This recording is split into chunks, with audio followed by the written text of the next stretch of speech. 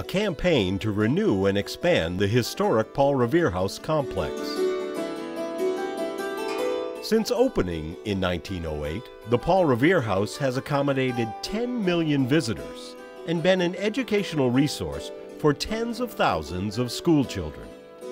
Visitors have long been captivated by the modest yet evocative home of Paul Revere, an accomplished silversmith who played a key role in Boston during the Revolution and then went on to become an innovative industrialist.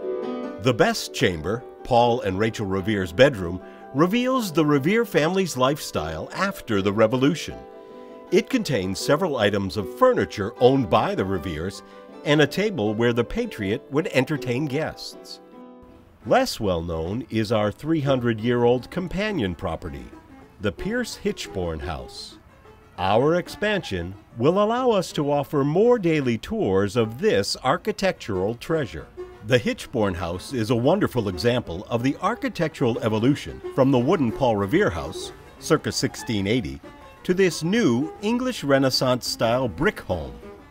Its grand windows provide evidence of the first owner, Moses Pierce's trade as a window maker.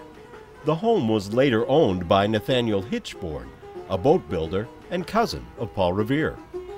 Key interior features of this national historic landmark include a handsome staircase, unusual painted fireplaces, and richly appointed rooms that truly transport you back in time. In 2007, the Paul Revere Memorial Association purchased and has since carefully restored the exterior of an abutting historic property that stands on land once owned by Paul Revere. The property consists of 2 row houses built in 1835 that will be transformed into a 3,600 square foot education and visitor center. Paul Revere House Executive Director Nina Zaneri takes us inside the building. Well, the wonderful thing about the Revere House, and you've seen the Revere House, and now you've also seen our wonderful other small house, the Hitchbourne House, is that they have great stories to tell. But the problem with the story is that we never really had enough space to use new technologies, to invite in the number of school kids that we'd really like to be able to serve, and to provide visitors with the kind of amenities that they're used to.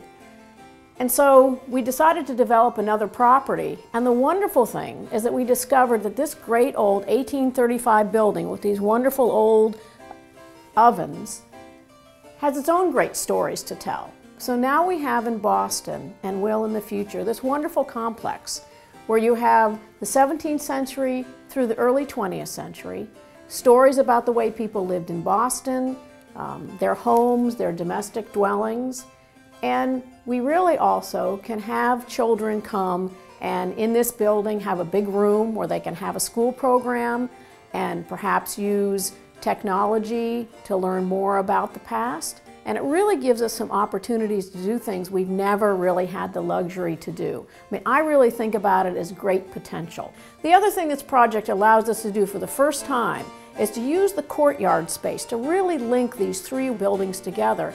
And the thing that's really been a wonderful thing for the association is an opportunity for the very first time to make the 2nd floor of the Revere House fully accessible for all visitors. So the changes we make in the courtyard and adding this building really allows us to say everyone can come to the Paul Revere House.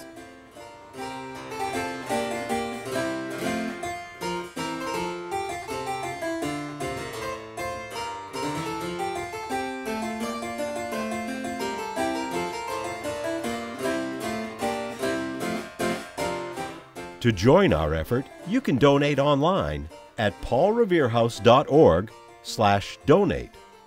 To learn more, call 617-523-2338.